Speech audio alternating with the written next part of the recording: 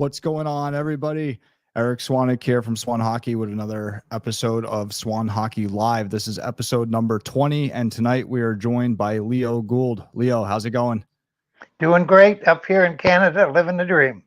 Awesome. Leo is the USA scout for the Moncton Wildcats in the Quebec Maritimes Junior Hockey League, formerly known as the Quebec Major Junior Hockey League. And very happy to have Leo here with us tonight. He's a wealth of knowledge, from a very high level, ton of experience, and somebody that a lot of you guys, I'm very happy that you guys get to hear from, not only from an experience standpoint of the hockey world and Major Junior and Moncton and everything that Moncton and the Quebec Maritime League has to offer, but also just from somebody at a super high level that's been doing this for a super long time. Heading into the season, right? This is a lot of guys are making teams right now, and unfortunately, a lot of guys are not making teams right now. So it's nice to have a voice and hear from a guy at the top as you guys are about to, embark on this season here, starting, at the junior level or the youth level or the pro level, wherever you're tuning in from. Remember, this is completely interactive. Feel free to join the conversation, ask your questions, put up your comments. If you're joining us from Instagram, you will have to go over to a different platform if you want to interact with the show, as we cannot see the comments from Instagram. You can go over to YouTube, or you can always interact with the show through the Swan Hockey Discord server, through the live podcast channel. But yeah, let's jump right into it. Leo, you guys are up there right now in Moncton. Training camp is going on. Why don't you share a little bit with everybody about what's going on right now in Moncton, and tell us a little bit about the program? Yeah, we got started a week ago Sunday. The boys, the rookies, reported a week ago Sunday, and we went right into it on Monday, and we were doing 2 sessions a day, working really hard with the rookies. Had a couple, 3 exhibition games for the kids, and we didn't win any of the exhibition games, but we did very well. And some of the teams that we played had some boys from last year playing where we didn't. We just had rookies, but we're very pleased to see what we had for recruits here. And it makes it interesting to see when these kids come in, how nervous they are and how hard they want to work and stuff. And some of them obviously don't get a chance to stay. They end up going back home for another year, but they're young, 15, 16-year-olds. And some of them, we've got still 11 here. And our key players showed up on Sunday this week, and they've been going for 2 days. And it's just incredible what Gardner McDougall has done as a coach. I'm so impressed with his attitude and his knowledge as a coach. And he's won so many awards over the years. He won 9 college championships across the country, and he won a Memorial Cup with St. John, and he won a national U18 team this summer over in Japan. Just an amazing thing. In all the years I've been into hockey, I've never seen anything as exciting as it is right here in Moncton this year. Yeah, that's awesome. That's incredible. And obviously, like this is his first year with you guys, right? Yes, it is. Yeah, we just hired him about 3 months ago, and his son Taylor is our new GM, and everybody's on board with him. It's just amazing how everybody's jumped into this system together, and that's the key. Everybody's on the same page. The players are just so pumped. It's unbelievable. Yeah, no, that's great. I mean, obviously it's a great start, great starting point. And, I mean, like I said, I've always, thought very highly of him as a coach, and, cause I remember him back from when I was playing, and, yeah, no, that's great. And, kind of no surprise here to my ears of just, having everybody buy in and everything for a guy like that. That's obviously been around the block and had a lot of success everywhere, everywhere he's been, it sounds like. Like I said, I, remember him from when I was playing. And but yeah, so why don't you, I guess let's continue with with Moncton and the Quebec Major Junior League and what it has to offer. Because one thing that and you and I have talked about it a number of times, and I just that especially down here in the United States, a lot of guys try to deter players from going major junior, right? It's just major junior bad a lot of times, and it's just so far from the truth. It drives me nuts. It's one of the reasons why I'm so excited to have you on here. Because guys need to hear what it has to offer, instead of just people trying to discourage them from going. Like, I always tell people, you got to do your homework. You got to do your homework. You got to do your research, learn everything that there is to learn. And then, go from there. But one thing that I see, and I'm sure you've seen it too, there's just too many players and too many families that they close off options before really knowing much of anything about them. Yeah, I mean, in this situation here, we've got the probably the finest organization going as far as facilities. We're owned by Mr. Robert Irving, and he's done a phenomenal job. Brand new facility that seats 8,500 people. Mr. Irving put around $2.5 million in our locker room. Is state of the art, and we have a state of the art bus, which is custom made just for our team. And the other thing is that we have the staff we have is amazing. Our physical therapist has been with us for 20 years. He was with the New York Islanders and with the Montreal Canadiens. His knowledge is unbelievable. So if we have a kid that comes here and he gets hurt, it's so important for that kid to tell that physical therapist so that he's not going to hurt himself even more. So we had one of our first pick last year. We had the very first pick overall. He had a hip problem all year playing midget hockey. We brought him in a month early and worked with him. And he didn't get to play till like 3 weeks into training camp, and he was devastated. But we fixed him and got him so that he's absolutely on top of his game, and he was phenomenal last year. So that's a big key up here. The other big key is education. If you come and play for us, you have to go to school. You either have to go to high school if you're in high school, or you have to go to college.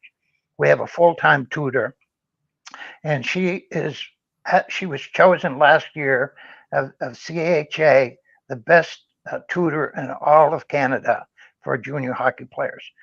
So a kid comes here, he can go to school at high school, or he can have it at the rink, which she's with them and teaches them every day. And then if their high school is done, they'll go take college courses. So that's really a key. And of course, a lot of the American people or coaches and stuff say, I don't go up there, they don't care about education. I mean, it's just amazing how important it is. We have two or three players that are doctors. We've got guys that have been with our program that have won awards for their education every year.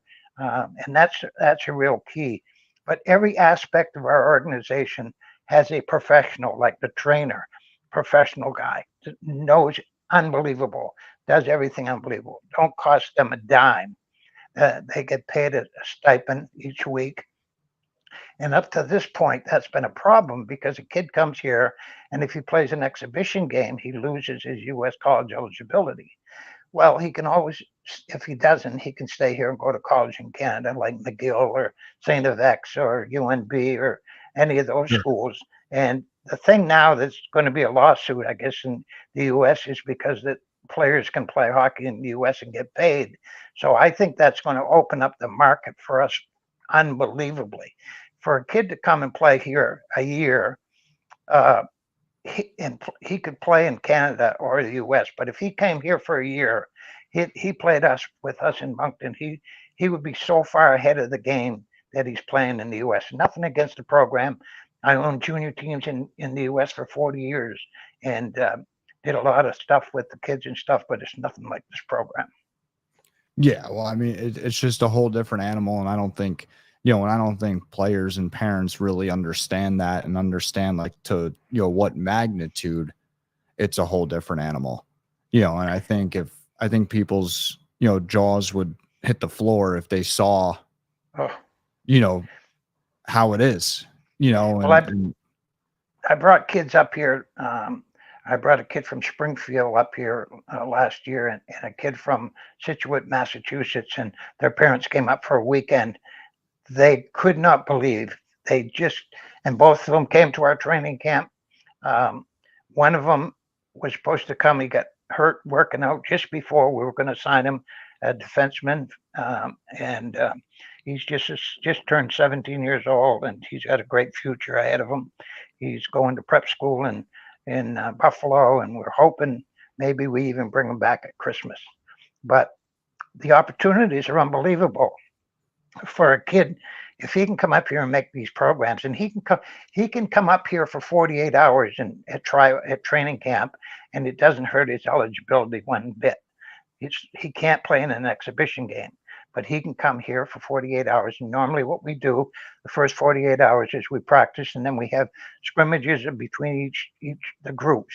And then after 48 hours, that's when they start playing exhibition games. So a kid can come up here and make a decision whether he wants to stay or whether he wants to go.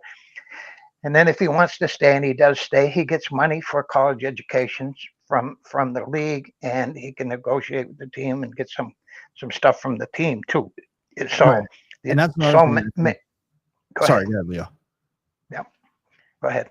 Oh, I was just gonna say, I think that's another thing that so many people, they don't know, right? Like everyone's, guys are like, oh no, we don't, don't want to play major junior. We want to go NCAA. My kid wants to get his college paid for. It's like, well, hold on, pay attention and, or learn, and you'll see like there's education packages. Like there's, like to your point earlier, I think there's so many guys that think that school is so far removed from major junior when it's really the complete opposite. I mean, you could, if you do it the right way, you could really lay out a nice, a nice package for yourself. Like you could really cover your bases. Yep. And I think again, it's just a lot of things. I think a lot of people are, don't take the time. I think it's a combination of they don't take the time to look into it. And I think that the people that are giving them their first impression, a lot of times, they don't tell them this stuff. It's just, oh no. You don't want to do that. And just going the other way a little bit, I'm a part owner of the Fredericton Red Wings. There's 5 of us, three U.S. guys, 2 Canadian guys that own the team.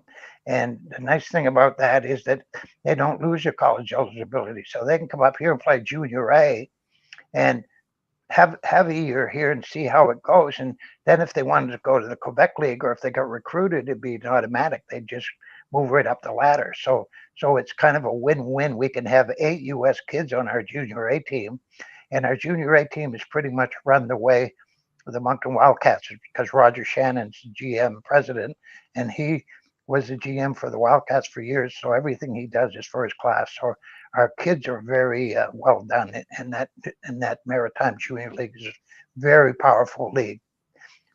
Yeah, no, it's another avenue that, again, people have to know about. They need to, I always tell people all these different teams, all these different leagues are tools in a toolbox, right? You take out the appropriate tool for what you're trying to build, right? And, yes. You don't want, you're not going to take out the hammer to fix the window. You got to learn what each tool does, what everything provides. And you have to understand the level. You have to understand how good some of the, some of these levels really are. Cause that's the other thing too. I mean, half the kids that a lot of kids that I see that are like, oh no, I would never want to play major junior. They're nowhere near the major junior level, right? Like they have they don't understand how good the league is, what it has to offer, how serious they're treated, how serious of a commitment is expected back from them. And, and again, it's just, 360 degrees around that. I think everybody needs to, really, really understand what it is available to them, or what options are available, to players of certain calibers. And then, this way they can get to work, right? Like if it's like, okay, like I learned that is somewhere I want to play. Okay. Well now, now they have a full understanding, and they could put the time in, do what needs to do, and know what, where they're trying to get to, what they're trying to do. Got a first comment here from Mike. Will the Wildcats have a chance to compete for the QMJHL championship this season with the addition of the new coach? Yes, that's what we're shooting for. And we're shooting for something a little bit bigger, which is called the Memorial Cup. The Memorial Cup is like the Stanley Cup. So you have 3 leagues. You have the Western Hockey League out in the Midwest, and then you have the Ontario League and the Quebec League. And every year they have 4 teams that play for the Memorial Cup, which is, like I said, like the Stanley Cup. So a host team wouldn't have to be a team winner, but each team has to win their playoffs or their regular season to end up playing in the Memorial Cup. So that's a huge thing, and we're looking to go after that this year. We've been at this for a long time, and Mr. Irving wants to win it, and he's going to do everything he can, and I think Gardner's the guy that can do it. Yeah, and if anybody out there has never seen a Memorial Cup game, you should. It's incredible hockey. I've never seen one live. But it's just really, it's really something else, and it really, it's really, really impressive to watch. And then, to watch it and remember that, okay, these are 16 to 20-year-old kids. It just, it's a really, really impressive level. But yeah, guys, feel, again, keep the questions coming, keep the comments coming. Feel free to let us know where you're tuning in from. But but yeah, it's there's lots of options out there, and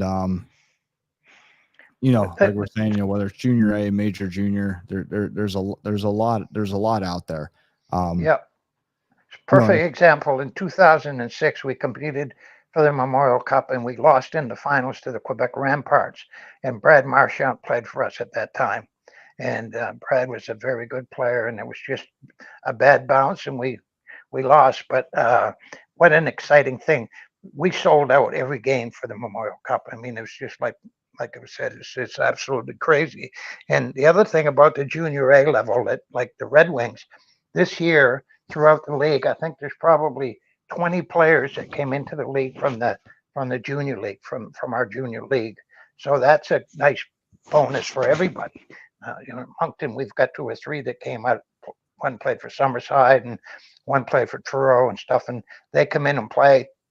Maybe they're 18 or 19 by the time they get there, but they improve. And the other thing that's important is that kids get drafted at 18 in the NHL. So a lot of kids get drafted at 18 and a lot of kids don't get drafted at 18. But it's not, to me, it's not the end of the world if you don't. It's nice to have it say, yeah, I got drafted 3rd round by the NHL. But if you don't get drafted, you can get picked up as a free agent at 19 or 20. And some even go on to college, and still that's when they really develop and go from there to the NHL. So the options are unbelievable. Yeah, absolutely. And Mike wants to know which American players did you bring to the Wildcats? He wants to know if there's any big names. Not sure. Yeah, I brought in but we'll leave that to you.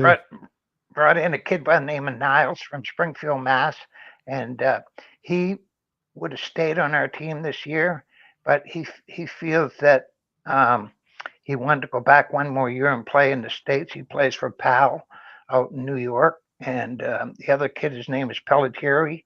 He's from Scituate, Mass. We were probably going to sign him, and he got hurt in the gym 2 days before training camp. He was just devastated. The coaches were devastated, and so was I. But it's part of the game. And like I tell them, everything happens for a reason. So those are the 2 this year that I've brought up. And every year we try to bring 2 or 3 U.S. kids in. If this thing happens with the colleges, which obviously I think there's going to be a lawsuit, and the colleges are going to have to open it up to the. See how it can't. Yeah. So the Quebec Major Junior League kids eventually will be able to go play U.S. college hockey. That's just going to open up the floodgates. Yeah. I think it'll be. I think it'll be really, really interesting. Bill Underwood's been on here a couple times, from the Kitchener Rangers, and we've talked about it in terms of the NCAA and Major Junior and how it's going to change everything, in my opinion. I think it's going to, and especially, Tier 2 Junior A, I think is going to take a major, major hit. I think like the North American Hockey League, I think it's going to. I kind of don't see how it can't turn into. It's going to be like a Division III league. They get a good amount of D1 commitments right now, but. If the 3 major junior leagues are able to send their guys to the NCAA, it's gonna change so much. If the guys want to go, you'll probably still have a good amount of guys that maybe want to play Canadian University or aren't interested in school, and your handful of guys that are guys that are going to go pro no matter what. It'll be interesting to see how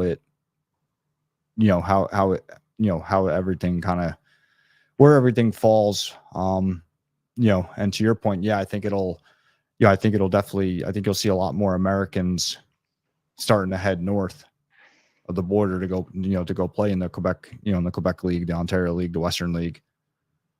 Yeah, no, there's no doubt about that. I think that's going to be just a big, huge thing for everybody, And the other thing that's going to happen is that you might have an 18-year-old superstar that a college from the U.S. comes and says, look, you can make $100,000 a year. So we'd like you to leave the Quebec League and come and play here. And that may happen to some degree. But to me, for the most part, those kids are going to stay that are there till 20 can go back to the U.S. colleges and play there and then end up going into the pros. How many kids go play Division I college that are under 20 years old? Not very many. It'll be very, very interesting, because here's the other thing I just thought of as you were saying that, and That was, oh, now I'm losing it. Where'd it go? Oh, so it'll be interesting to see what kids would leave major junior early to go to college, right? Like, okay, so like a kid is, high end 18-year-old, 19-year-old. Does he leave to go to the NCAA, or does he stay major junior? Because here's the other thing that a lot of people, I think a lot of people forget when discussing, the major junior path versus the NCAA path is the amount of games you guys play, right? And the way the league is operated, the way the teams are operated, and it's more along the lines of like the NHL. Right. Exactly. Like where the amount of games you guys are playing and what your day-to-day looks like. Right. It's preparing guys for the National Hockey League. Right. Yeah. It's like that's the other thing that'll be interesting too, to see even if guys can leave early and go to school, like go to NCAA. Yeah. Will they? That's I have to agree with you there. The other thing that's happened in the Quebec Major Junior League, which I am totally shocked, is there's no fighting. If you fight, you're gone, and get an extra game. Last year they took fighting right out of the game. So it's all about skill now and about moving the puck and playing the game. The other thing is that how it works is we can have only 2 European players. So we have 2 Europeans coming in this weekend.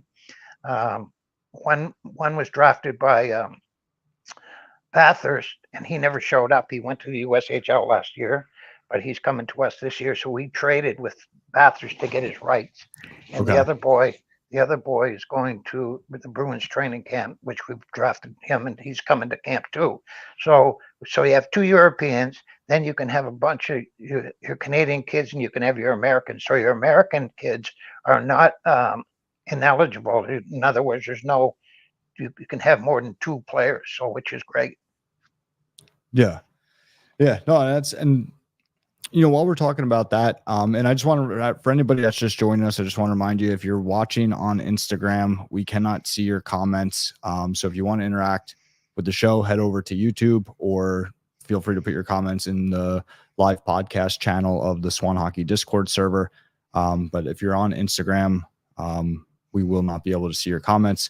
But so just want to throw that out there. And then also, for anybody that is using Performance Pass, that's our free rewards beta with Swan Hockey. If you're using Performance Pass, the point unlock code for tonight's episode is Wildcats, all one word, all lowercase. For the rest of the night, you'll be able to go on to your Performance Pass, unlock the points, and you'll get those points towards your Performance Pass. And if you're new to that, or if you haven't joined it yet and you want to join it, you could just go to swanhockey.io, swanhockey.io. It's part of our Swan Hockey digital Web3 experience. It's completely free to join Performance Pass. Performance Pass rewards you guys for things that you're already doing, like watching this podcast, interacting on social media, that kind of stuff. It's just a way to try to give more for things that you guys are already doing. So if you're on Performance Pass or you want to join Performance Pass, head over to swanhockey.io, go to Performance Pass. Again, the point unlock code for tonight's episode is Wildcats, all one word, all lowercase, and you'll be able to unlock and claim the points for watching this podcast. So that'll be up there for the rest of the night. So yeah, back to the show here. So Leo, why don't we, I guess, while we're talking about guys and trades and, guys at, NHL camps coming down, guys at, USHL coming over, why don't we talk about, maybe a little bit about junior hockey in general? Like, there's a lot of guys right now that, everybody pretty much for the most part is in a training camp somewhere, whether it's, at the major junior level or USHL level or tier 2, junior A, wherever. There's a lot of emotion right now, right? For some guys, they're killing it. They're making teams. Dreams are coming true. It's, one step closer to the ultimate goal. And they're going to keep working their ass off and, keep running 100 miles an hour forward. You have other guys that it's not going so well. They're getting cut and, mentally they're just lost right now. Right. And then you have other guys that are making the teams and they think, oh, mission accomplished. I'm done. I did it. Right. Where it's like, no, you didn't do it. You still got a whole lot of work. Like, okay, you made the team. Now you got to stay and now you got to develop it. the work's just begun. Like, it's not over, just because you made a team. So why don't we touch a little bit about that? Because I think that there's a lot of guys out there that, could really benefit from hearing from you on some of that kind of stuff. And, and again, like I said, before the show started, I think it would be great. I think it's great for guys to hear from you because, like I said, a lot of emotion, and for them to be able to hear from somebody from the top that's been doing this for a long time, I think provides a lot of value to those guys right now. I totally agree with you. There's so many opportunities out there, but there's so many disappointments. And any kid that gets cut from a team, don't let that disappoint you. Everything happens for a reason. You may get cut by this team. You may end up on a better team. You may end up with a better situation. And obviously, the biggest thing I look at is coaching. If I'm a parent, you should interview the coach just like you'd interview somebody for a top job, because that guy is going to manufacture and mobile and get your kid into the situation that you want him to be. And if he's not a good coach and he screams and yells and all that stuff, you really need to look at that. But perfect example. I got an email yesterday from a guy who played for me, who's a coach out in Las Vegas, and he's coaching a junior A team, and he's looking for some hockey players. So there's always somebody looking for hockey players, no matter what. So don't get discouraged. You can contact me, and I can probably help you get hooked up somewhere in different places and stuff. People get hurt. People get, there's so many things that happen in hockey, but if you get discouraged, then you really don't get there. So you just gotta, once you get cut, just try and find another spot to play. Give me a call. If I can help you, I will. And usually, I would say 80% of the time that works out. You end up going somewhere else and playing, and then you work your way into a situation. Now, I have a lot of Florida kids that I help because they're in Florida right now. They're just as good as anywhere in the country up to 15. But from 15 on, they don't have the competition. So, I sent one to play for the Hounds out in Saskatchewan. And he just loved it. He thought he died. He went last year. He thought he died and went to heaven. I mean, so there's so many opportunities, and it's like prep schools. There's so many opportunities in prep schools, and if you're a good player, you can get some break from the cost. I mean, some of the cost of some of these prep schools is just crazy, but I'm involved with a lot of the prep schools. Expensive. So to me, it's a win-win-win. The other thing that's important, what we're talking about is your billet. That is probably one of the most important things as a hockey player. So a perfect example here in Moncton, we have a full-time billet guy, and he handles all. And of course, everybody here wants to billet a kid. So Connor Garland, who played, small guy, 5'7.5", 180 pounds, and he was 16 years old, and everybody said he's going to get killed. He was unbelievable. Major Junior League, and then he had 128 points, and then the next year he had 128 points. He signed with Arizona, played 3 years in Arizona. When his contract was done there, he signed with Vancouver for $25 million. Typical example: 5'7.5", 5'8", 180 pounds, small guy, just amazing and tenacious. And then Barbachev, who plays for Las Vegas, was his line mate. Another guy that came here and played for us, worked hard, won 2 Stanley Cups, one with St. Louis and one with Las Vegas, and he just signed a $25 million. So you never know. If you work hard and you're in the right place at the right time, it's just a no-brainer. It just happens. Yeah, exactly. And I like that you just mentioned right place, right time, because I think this, and kind of going back to the beginning of the conversation of guys turning down options without fully understanding, what you just said, right place, right time. When we're talking about these top levels, right? Like, obviously the big decision right now at this age with the way things stand today with the rules is major junior versus NCAA, right? Like, that's the big decision that a lot of players have to make. Yes. And I say have to make, I say that loosely, because my point is, and I'm getting into here, both of these avenues, it's the top, right? It's the top of, amateur hockey or whatnot. And, I know that the Quebec League guys aren't considered amateur. by NCAA standards, but it's the top of, the quote unquote amateur hockey, right? Both levels are extremely hard to get. Both major, junior, both NCAA Division I, both levels are extremely hard to get, right? And with both of them, you need a little bit of luck. You need a little bit of that right place, right time. There's that little bit that nobody can control. You can't control it. An agent or an advisor can't control it. A coach can't control it. There's that little bit of luck that you need, like you just said, right place, right time. And that's what kind of, when I see some of these guys, if you're lucky enough to get one of them, right? If the stars align, everything aligns, and you get that opportunity in major junior, right? Yep. I'm not saying you got to take the first thing that comes to you, but you better give it a hard look before you turn it down for something else that you don't have and try to win the lottery for a second time on the other side, right? And the same thing's the other way around, right? For if a guy has a Division I NCAA scholarship offer, right? If he was, oh no, I don't want to play NCAA, I want to go major junior. Well, if you don't have a major junior option, I mean, there's really no decision. Again, not saying you got to take the first thing that comes to you, but I find that a lot of guys, they make this decision when they don't have to, right? They don't have both offers on the table. There's no reason to open your mouth and close out an option. So I'm happy you just said that. I agree with you there. I mean, the other thing about here in the Wildcats, which is kind of a unique thing, a lot of our players that don't make the NHL will go on and play Canadian college hockey. And I would bet that 80% of them end up going to work for the Irving company. And Irving owns, I don't know how many companies the Irvings own, but all them guys that have played for us that have gone there have become executives in their organization because they were so well trained from the start.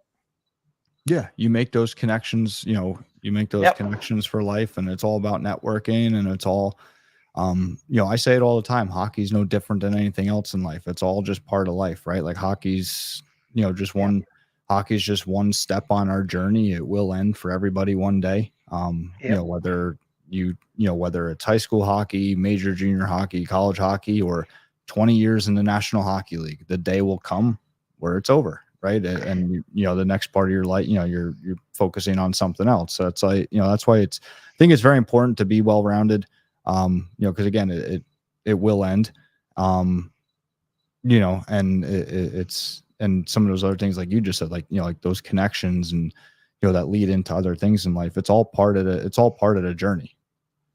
It really is, perfect example. I'm 82 years old and I'm still playing hockey twice a week. Yeah. So it's a game that you can play forever, really. I mean, we have a US 80 over 80 team, and we have a Canadian one. We have a series every year. It's been going on for 5 years. We've won 3, they've won 2. And it's just the camaraderie and the people that you meet and the people that you played with over the years and stuff. And of course, I ran the Bruin. I'm the one that brought the Boston Bruins to train in the US. In 1972, every NHL team trained in Canada. I got the Bruins to come and they trained with me for 5 years. So I had Orr, Esposito, Hodge. I had all those guys with me. Those are still all my friends. And I was in Don Orr's wedding. I was the best man in his wedding. And those connections, like perfect example, is one of our big clients is in Boston, and it's one of the colleges and stuff. And Don Orry hooked us up there. So, I mean, it's just amazing, the networking and the stuff that you meet and the people that are there to help you. And one thing about hockey players, we're all, no matter, you and I can fight, but after the game, it's over. And that, a lot of people can do that. Some can't, but a lot of them can. And you become friends, Yeah. No, hockey's a very unique, and that's one thing that, like, I always tell a lot of, got a comment here. Jess Ruffalo says incredible. I'm assuming that's you playing hockey. What Jess just wrote another one. She said she wouldn't have given you a day over 65. Well, that's what everybody tells me, but I still can dangle. That's awesome. That's awesome. So he says hockey twice a week, right? And golf 3 times a week. Yep, that's me. Yeah. Awesome. Love it. Yeah, no, that's awesome. I gotta work on my golf game. Yeah, I mean, Like, hockey's the most unbelievable thing. You meet so many great people, and perfect example is Bobby Sweeney, who's been really good friend, and I took him to Canada to run some hockey schools and different things over the years, and knew his dad really well and stuff. And I had a guy from Moncton, our goalie coach, is I think it was his father-in-law or his uncle was coming down a little bit of Alzheimer's. And he said, "Can you hook him up in Boston?" So, and he loved Marchand and stuff. So I called Bobby, hooked him up. He went to practice, met Marchand and stuff. And Bobby Sweeney went up in the stands where he was sitting with his buddy. They had a picture taken together, and he took him up to the alumni suite. I mean, if you didn't have connections, you couldn't get that stuff done. And it's about being friends and being there for people, Yeah. Hockey's it really connects so many different people. Like, and like you said, like, everyone could be, beating each other's brains out one minute, and then, best friends the next minute. And, it really is a cool thing. And that's one thing, like, I've always told players over the years, because, like, obviously, like, at this age, like, a lot of players are moving away from home at the first time, moving away from home for the first time. And, like, they're kind of unsure what to expect. And like I always told kids, like, look, like, the second you get there, like, you're gonna have 20 friends immediately, right? The second you show up, you got 20 friends, and that's seriously what it's like. I mean, I remember even back, like, when I played, like, you're running around the town together, just doing everything together. And, it really is a special, unique bond. And, it's a great experience. And, it's very unique, especially to our sport with the way that it works and everything. And, yeah, no, it's definitely, I mean, hockey's done a lot for me, and, everybody, hockey's done a lot for everybody. I mean, everybody always says the same thing. And, I think one of the things, an old friend of mine, he played in the NHL for a little bit, and, had to retire early, got hurt. But, he said the thing that he missed the most about it, like, thing he missed the most was the locker room. Yep. It was the boys. It wasn't the game. It wasn't anything. It was the locker room. That's what he missed the most, like, was the locker room. And it's always fun. There's always somebody pulling a prank and doing something crazy in the locker room, and it ends up that everybody's just kind of likes it and gets it with it, and then somebody else gets the prank the next week and stuff. But changing it a little bit for a young kid today, 13, 14, 15-year-old playing hockey. If he gets a chance, he should get into refereeing, because that is a big part of hockey, and you learn so much from refereeing. I was fortunate enough to referee one NHL game between the Rangers and the Bruins at training camp, and the referees didn't show up, and of course I did a lot of refereeing, so it was an amazing thing. It was easier refereeing an NHL game that was a men's league game, because the men's league, they just yap and they think they're the best thing since peanut butter, But for a young kid, my son, perfect example is both my sons are referees, but one of them's done a lot of high-end college refereeing for 30, 40 years now, and he's made good money at it, and he runs our business and stuff. But the refereeing part of it has been a big part of his life. And for a young kid, somewhere down the road, who knows? Like, we've had four or five referees from New England and end up in the NHL, Mike North, and there's a whole bunch of them, and they've made a great living at it. So, they're good hockey players, but they weren't good enough to play, so they ended up doing the refereeing. Like Rooney, the NHL number 5 referee, I'll never forget him. And he probably never forget me, because I was coaching our junior team, and he was a young kid refereeing, coming along up the ladder, and he made a bad call, and I just lost it and threw a water bottle at him, and he suspended me for 5 games. And it's crazy stuff that happens. Now he's in the NHL he was one of the guys doing a lot of the Stanley Cup games. So you never know. Yeah, no, it's yeah, and to your point, you see the game from a different angle, a different perspective. And I've always told guys too, like, even like helping out at summer stuff and teaching younger guys, right? Even like for the junior guys, if the junior guys can get on the ice and help run skill sessions and stuff, like, it kind of like I always found that, like teaching also helps you learn, right? Like it because it reinforces it in your own head. It really is. It really is amazing. It's funny because in 1972, I headed up the NHL hockey schools. So the guys weren't making much money, so they'd do hockey schools in the summer. And we did one in Point Claire, Montreal. We went to a little place called Tracadie, New Brunswick, and the priest ran the whole town in the skating rink. And we ran hockey schools there, and it was just an amazing. I had like Floyd Smith from Toronto Maple Leafs, Don Simmons, who was a goalie for the Bruins, Pepsi Ouellette played for the Buffalo Sabres, and I mean a lot of these guys, and they didn't make much money, so it was nice for them to come and run a school for a week, and that was great camaraderie because the parents and the kids, and they just loved us, for what we were doing for their kids, Yeah. Oh yeah, no, for sure.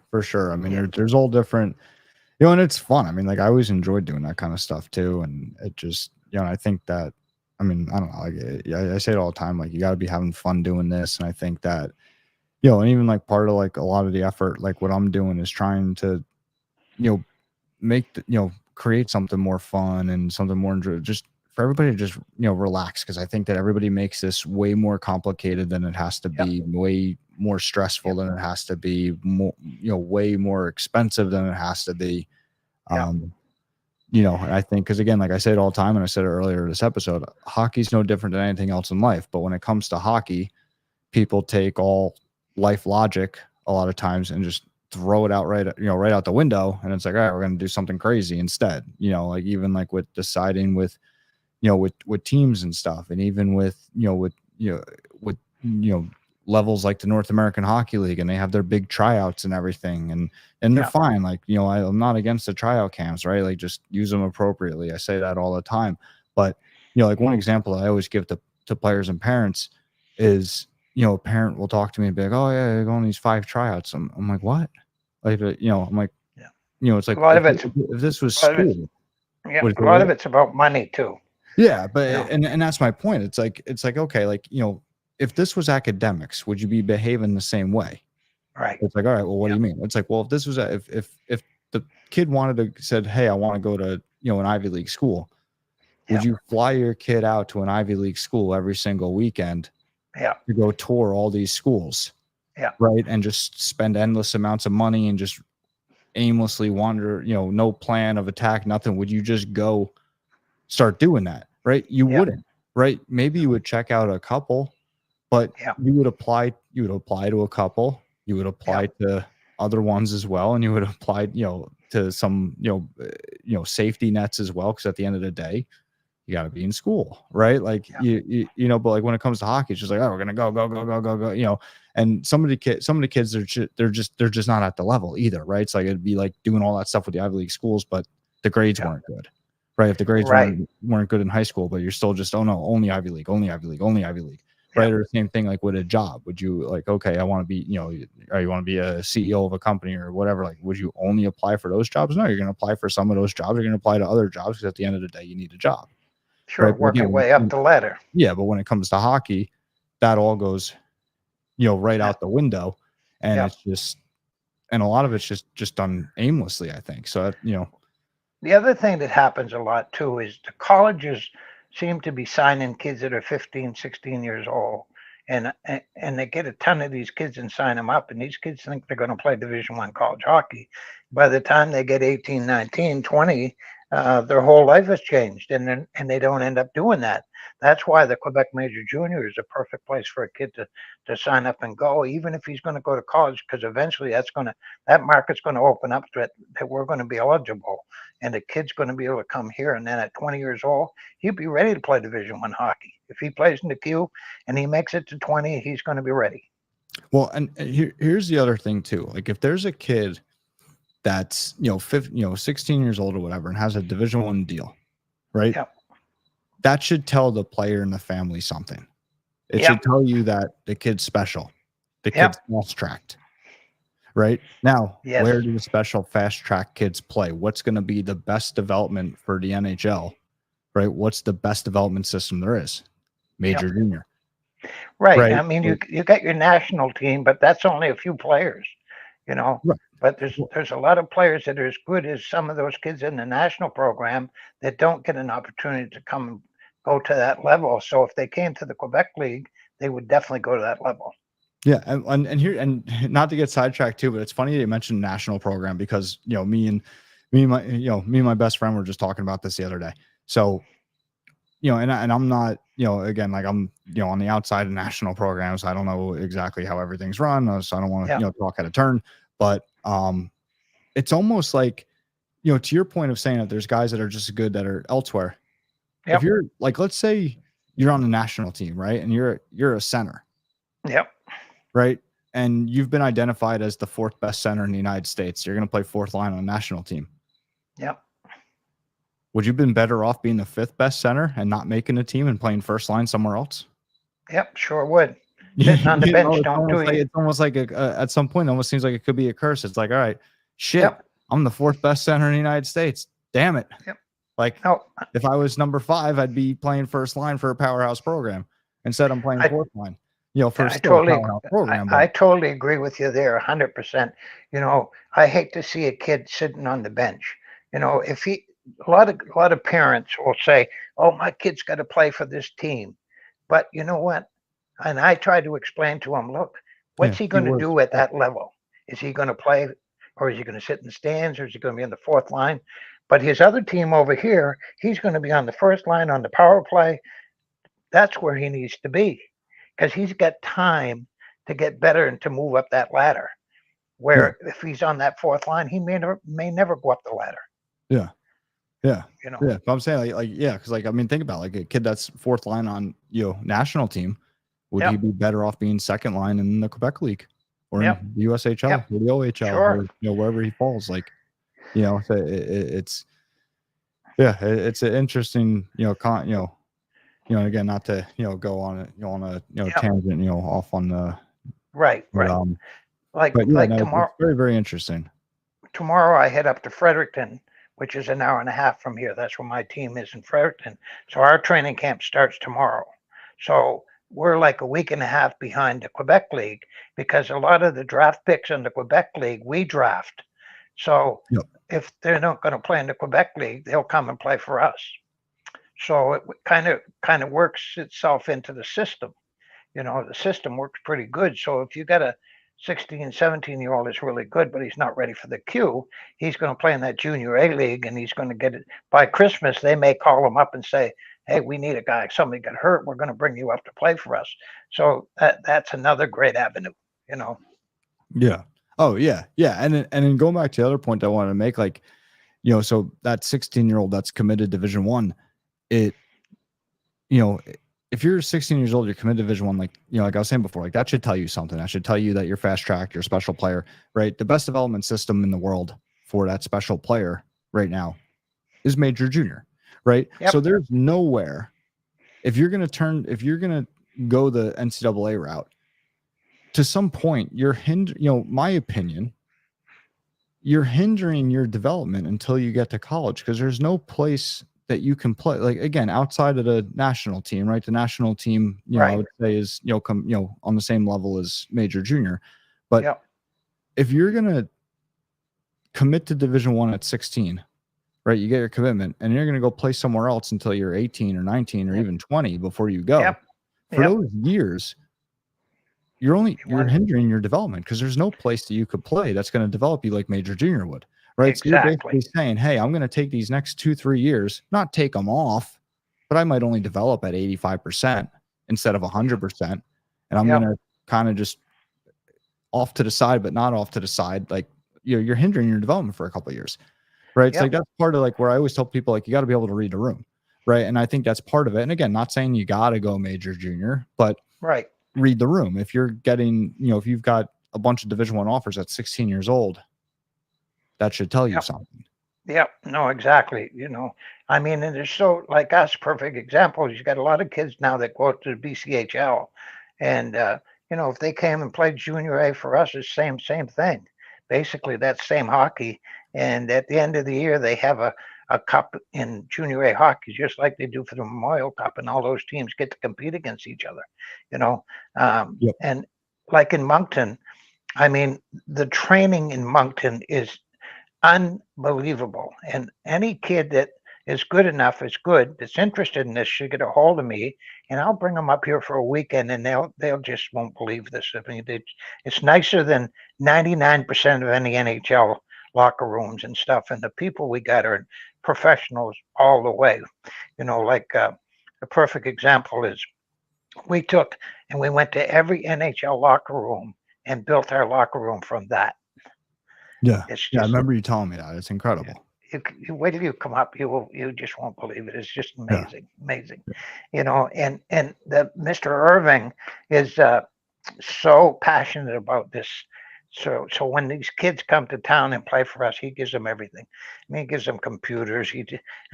We had a Russian kid that had hepatitis, and the kid, we couldn't bring him to camp. Mr. Irving brought him and his family to Boston Hospital in Boston, and they cured him. And then he came and played for us, and Mr. Irving paid for the whole thing. Yeah, it's awesome. Amazing. That's awesome. Yeah, I Yeah. mean, it's just at a whole different level, and yeah. yeah. We And got it's a couple. Sorry, go Leo. It's his passion is this team. He works, but this is his enjoyment, and it's just incredible. Yeah. I've been with them 20 years. This is my 20th year with them this year, and That's I awesome. just Congratulations. Yeah, thanks. It's so funny because when Gardner took over the other night, all the parents and the kids and everything were there, and they were introducing everybody, and he introduced me, and he said, this guy's been around so long, and he's been with me for 10 years working together, and he says he just amazes me, the stuff he comes up with and the stuff that he gets done. Yeah, That's cool. Awesome. That's awesome. Yeah. So hockey is such a great game, and I'm so proud of what you're doing. I think that what you're doing is going to revolutionize our hockey world for people to get information and move on to the next level. And like you and I, we're going to tell them the truth. We're not going to lie to them. We're going to say, this is what it's all about, and this is what's going to make your kid or help your kid get to where he wants to be. Yep. The good, bad, the indifferent.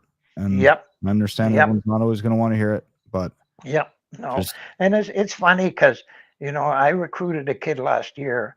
He was playing in Concord, New Hampshire. He's from Halifax, Nova Scotia, and he was the best 15-year-old I've seen in a long time. I mean, this kid was unbelievable. So Thanksgiving, I came up to Moncton, and his father and him come up from Halifax and saw our operation and everything. And his father played in the Ontario League, and the kid signed in the Ontario League. I was shocked and devastated. But the problem is that the father, from what I understand, the father is hurt this kid. He's really he's running the kid's life, and I'm not sure this kid is going to make it because of that. Yeah, that's sad. It's a shame.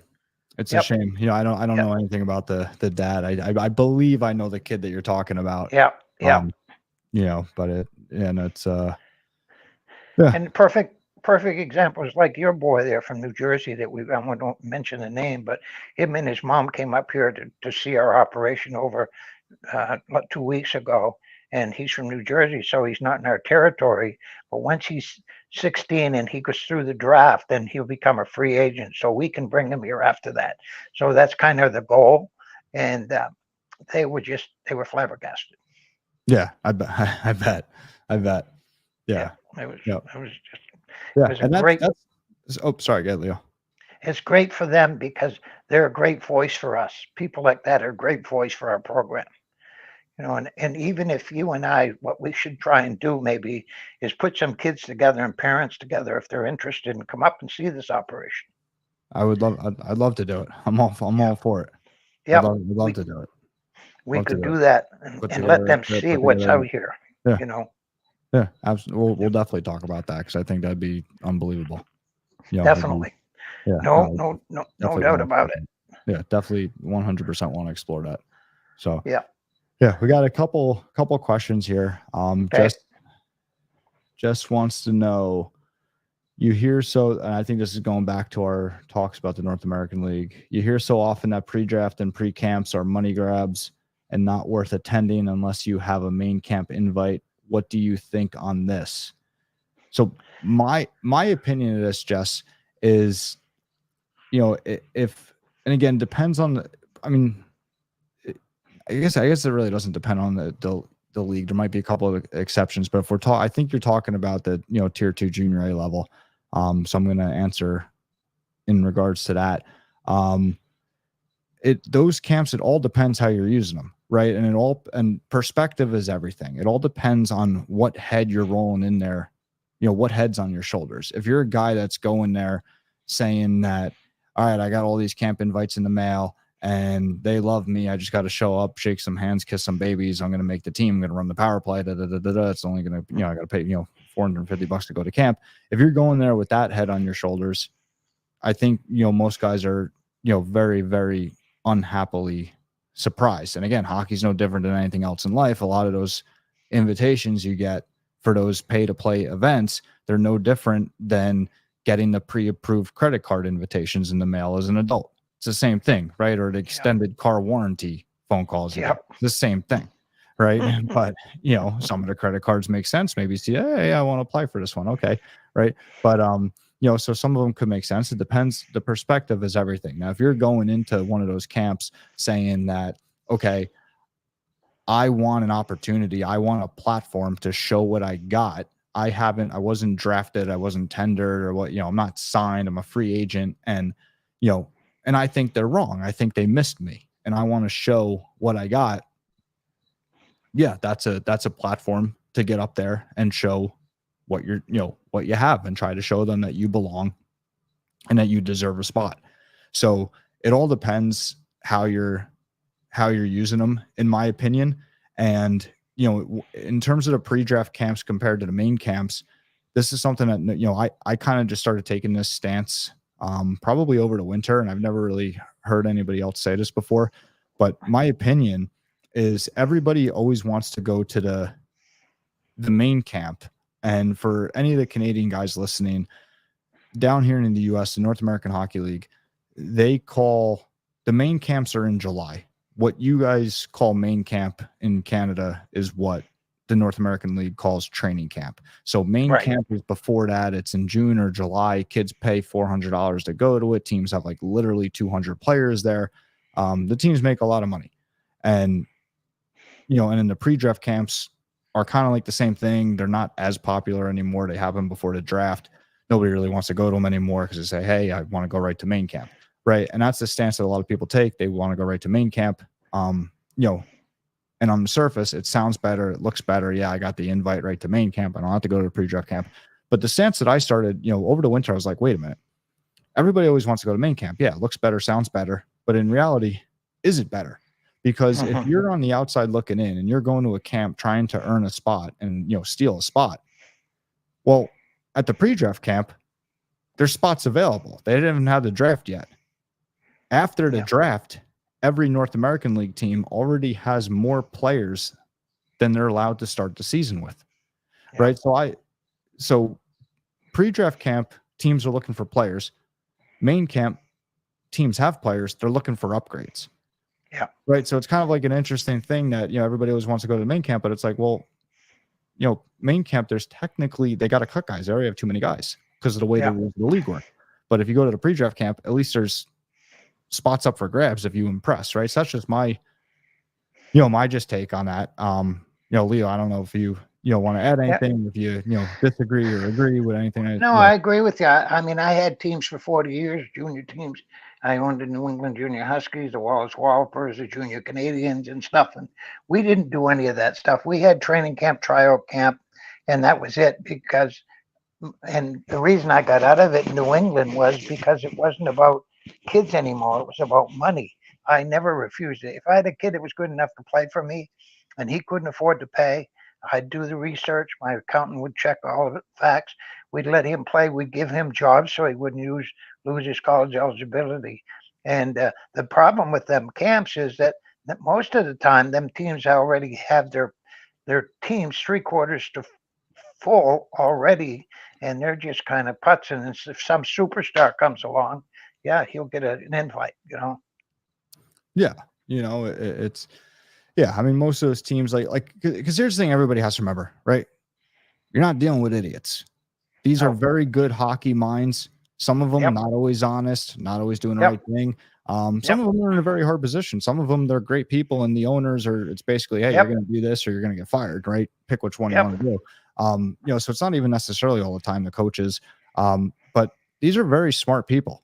They are all capable of fielding a damn good team without any camp at all if they had to. Right. So to think that they need 200 players skating around for 4 days in order to field a team.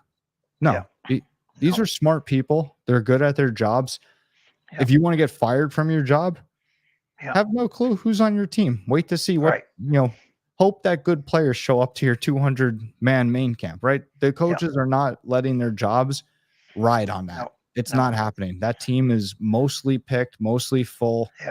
There are some guys that, maybe they want to see him live, and it's, okay, like there's a couple guys that are, who's going to get this last spot on the team or whatever, or maybe there's a superstar that surprises. But these aren't idiots that we're dealing with. They're very smart people. They're very good at their jobs, and they're not leaving it to chance at a camp. It's just not happening. No, I totally agree with you there, 100%. So I think people have to, remember that. And then, Jess also wants to know, there's a bit of a discussion on advisors in junior hockey. How necessary are they? My opinion on that, Jess, and then, Leo, I'll let you take it from there. My opinion, Jess, is it all depends on who it is. The right help is always good. Help is always good, but it's got to be the right help. Are you up Schitt's Creek without a paddle, without an advisor? No, absolutely not. Right. But is the right help good? Yeah. Just like anything else in life, right? It's, said it a couple of times now. It's no different than anything else in life. The right help, yeah, good. The wrong help, bad. But I agree with you there. My theory on it, and if any kid ever needs help, let me know, because I don't charge. I'll do it for nothing. But I won't take more than 20 kids. And I think the biggest problem with some of these guys is they've got all kinds of kids, and they just can't keep up with it, and they really don't do the job properly. I mean, I like it so that if that kid wants to call me tonight or tomorrow night and talk to me, that I can handle it. But if I had 200 kids, I couldn't do that. So that personal touch to me is so important. Yeah, it's, again, the right help, like that's I think we are saying the same thing. The right help, good. Right. The wrong help, bad. And like yourself, you've got a few kids that you're working with, and I'm the same way. And to me, it's great. I mean, if they, like I said, my Pelletieri kid, since I found out he was hurt, I've talked to him 5 times this week. Our physical therapist has talked to him 3 times, and Taylor's talked to him a couple of times. It's so important to, perfect example. There's a kid there that was so pumped to come and play. We were so pumped because we figured we'd sign him as a seventh or 8th defenseman, and then he gets hurt and he's devastated. So you have to let that kid know that you're there for him, and it's not the end of the world. It's just a step. You're just taking a step in a different direction, and it's whatever's meant to be will happen, and it'll be great. Yeah, everybody's got a different path. There's no right or way wrong, right or wrong way to do this. There's basic backbone guidelines I think everybody pretty much agrees on, and certain things that it's like, hey, don't be a bonehead, do this. But there's so many different ways it could go, and that's proven every single year at the NHL draft, right? They're looking, they're taking the best guys from many different avenues. It's not about path A, B, C, or D. It's about the top of A, B, C, and D, right? So you want to be a top player. Back to Leo's point, probably about 20 minutes ago, you want to go where you're going to play, where you're going to be effective. You gotta dominate. Performance is king. I say it all the time. You got to perform. Like in Moncton, we've got 6 kids going to NHL camp. So the season will start, and they'll head out for the NHL camp, and then they'll come back after the camp if they don't. See, the other thing about the Quebec League or the Ontario League or whatever, NHL team cannot take a 18 or a 19-year-old out of our system unless they play on the NHL team. So they can't take a player from the Quebec League, Ontario League, and put him in the American Hockey League. And we have an agreement with them so that it won't deplete our programs. So as a 20-year-old, they can go anywhere at any time. And as the Europeans can also leave, and they can take the Europeans and put them in the American Hockey League. But the U.S. kids and the Canadian kids, they can't do that. Yeah. Yep. Yeah. No, it's a great point. You know, and again, just kind of, you know, again, I don't think people realize that there are actual, you know, there is an actual agreement between the National Hockey League and the, you know, the Canadian Hockey League, which is the, you know, made up of the Quebec League, the OHL, and the Western League. This is for real, guys. And that's why, you know, I want to do these types of things. And, you know, that's why Leo is so, you know, excited and grateful that you're, you know, came on. And it's great stuff. And I'm happy that people are able to, you know, to hear it. Like, guys, if you find this helpful, just, you know, give the video a thumbs up. Make sure you subscribe on YouTube.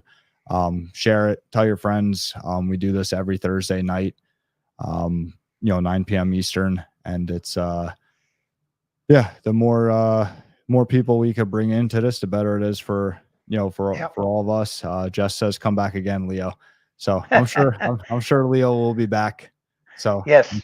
And we're gonna bring some, you know, you've got some good people aboard, and I'm gonna bring some good people on for you too. You know, I know Taylor wants to come on, and he's full of knowledge. Taylor Gardner is our GM, and Taylor is an attorney, but he's a young guy, and he played in the Q, and he played college hockey, and he's been an player agent for, I think, past 4 or 5 years. He'll be real interesting. Yeah. Oh, I bet. Yeah. He texted me, I think it was yesterday. He texted me saying that he was, you know, that you know, that he was definitely going to come on. You know, probably, don't hold us to it, but I think, you know, within the next 3 weeks, I think Taylor will be on. So that'll be awesome to, you know, and then get Gardner on after that. And that really will be interesting. Yeah. No, that'd be great. I mean, you know, again, like, this is, again, you know, it's what this is about, is trying to knock down a lot of the walls that exist in the hockey world and let people, you know, do things like this, like where we could all hang out together on a Thursday night and everybody can get firsthand information and, you know, talk to the staff, talk to the teams, learn, ask your questions, build those personal connections. You know, which, speaking of personal connection, for anybody that's on Scout Central, if you enjoyed this tonight and you want to stay connected with Leo, add the player tag Leo to your player profiles. So Leo's on Scout Central. He'll be able to search that tag and he will have a list of everybody that's, you know, that he's connected with through this podcast and that's interested in him and what he has to say. And so again, the player tag is Leo. Add that to your Scout Central player profiles for anybody that's on Scout Central and, you know, wants to, you know, be connected with Leo. You know, and especially the guys here in the United States. Leo's the USA scout, right? So that's this year. He's, you know, he's the guy you'd be seeing. You know, so if you see him in a rink, say hi. You know, if anybody, sorry, Leo, go ahead. No, have anybody wants to approach me anytime, but just to finish from my end of it, Gardner's motto is JGS, just getting started. And today he was telling the kids, when you get up in the morning, you look in the mirror and say, I'm going to be better at the end of the day than I was when I started this morning. And look in the mirror at the end of the day and say, did I get better? Yeah. Yeah. No, pretty cool. Absolutely. You know, you always want to be learning and always, you know, always want to be better in yourself every day and everything. Yeah, DRH says, great show, gentlemen. Thank you very much, DRH. Great. Yeah, no, this was awesome. If anybody has any last minute questions, comments, concerns, anything at all, you know, we're a little over an hour now, so we're gonna call it here. But if anybody has anything last minute, just, you know, by all means, throw it up here. You know, a lot of exciting things. I mean, I love how this show is going, and, you know, I'm excited to get Taylor on here, and it'd be great to get Gardner on here as well. And you know, very happy with how this is going. We're trying to do some really cool and different things with Swan Hockey. So by all means, guys, come participate in the journey in whatever capacity you want to. We just launched Swan Hockey Digital. You can find all the information at swanhockey.com. So Swan Hockey Digital is our whole Web3 experience with the Hockey Swans Club, with the Performance Pass, a lot of new merch, and Merch Central just came out. And it's all connected, like the shirt that I'm wearing here. It's verifiable, claimable on the blockchain, and it'll, you scan it with your phone. It'll give you, you'll get points for it for Performance Pass. So it's all kind of all connected. There's a lot of information out on swanhockey.com, walking everybody through this stuff. There's going to be more coming out. But yeah, join the Discord, and just whatever capacity you choose, come be part of this. Happy to have you. And Leo, I'll leave it with you if there's any last minute things you want to say, or I think it's great that we're able to, that I'm able to get on with you and talk about this stuff, because the more we get it out there, the better it is for everybody. And like I said, the queue is not for everybody, but if the queue is, somebody's thinking about it, let's get hooked up and see if we can get you up here and see what we got. And even if they want to play for the Red Wings, it's another option too. And of course, so expensive to play in the States, where here the Wildcats, you don't pay nothing. And for Fredericton, I think it's 1,500 Canadian. That's in insurance, and then your billet. The rest of it's all free, and everything is provided. So it's an opportunity for a kid, if you've got a good hockey player that really is tight on finances and stuff like that. This may be a great avenue for you in the junior A up here. Absolutely. And that's a whole nother thing that so many people forget about, and is just the financial difference. Like, this does not have to be as expensive as everybody makes it. It just doesn't. No. It shouldn't be. It shouldn't be. There's no reason. Well, the other thing here is too, with Canadian funds. Canadian funds is like so $500 is like $350 US. So right. You get that big break, so that's nice too. Yeah, absolutely. Absolutely. Well, yeah. Leo, thank you so much for doing this. Very appreciative and grateful. And I know everybody else as well, is as well. And this has been awesome. Thank you so much for coming on and doing this. And I'm sure we'll be doing it again. Lots of good things. We're going to get you up here too, so that'll be great. Yeah, no, that'd be awesome. I'm looking forward to it. So I can't wait to see everything up there. And that's awesome. So yeah, Leo, thanks again, everybody. You're welcome. Thanks for hanging out with us tonight, and everybody have a great night, and I will see you next Thursday. Have a great night. Talk to you soon, Eric. Take care, Leo. Thank you. Night. Yeah. Good night.